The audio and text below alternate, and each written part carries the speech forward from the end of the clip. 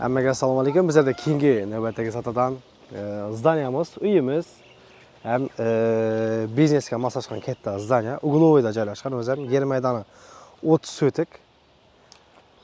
Yarimi 2 etaj qurilgan, yarim 1 etaj uy bo'lib qurilgan, aynag'ana onun xarazi bo'lgan, nesi bo'lgan, paxta chiqaradigan siyaqlari bo'lgan, ichida mashinkalar ham turibdi ekan, ishlab.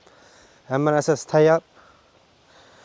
Adresini sırası aytib o'tib ketamiz. Adresi Kaptanda Sıva, Mangayında 52-mektep. Adashmasam Aybek mektep deb aytiladi bu territoriyalar.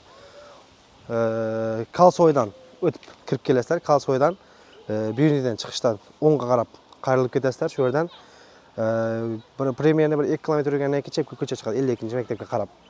Uglovoyda joylashgan yer maydoni 30 sotikli uyimiz sotiladi. Zaniyaning ichki holati bilan bir videoda ko'rsatib beramiz. Endi ko'rsatganday ko'pdan beri hech kim kelmagan, qarovsiz qolib ketgan yerlar.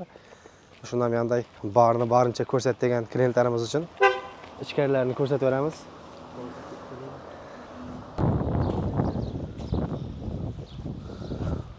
Zaniyaning ichki ko'rinishi, orqa oyog'i.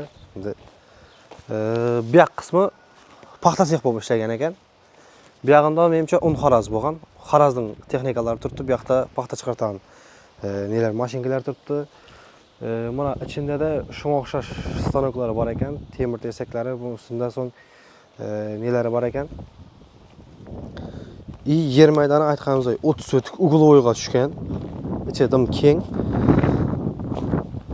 Lokatsiyasi ham o'zi maktabning yonqarasida joylashgan. Lokatsiyasi zo'r yerda joylashgan ekan. Ko'rsatganday ne bo'lmasa-da ko'pdan beri qarovsiz qolib ketgandan keyin tabiiy klientlarimiz uzoqda chetdagi nelar ichini ko'rik, barni ko'rsat deganimizdan keyin ko'rsatib o'tiramiz. Yana kommentariyada o bu deb yozib tashlanglar. Pastga elan numerasi qoldiraman. Lokatsiyani tushunmaganlarga lokatsiya tashlab beramiz.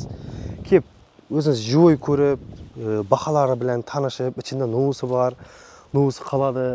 Mesela sizga stanok kerak bo'lib turibdi, bo'lmasa buni zdaniyaning o'zi kerakmi, yerning o'zi kerakmi?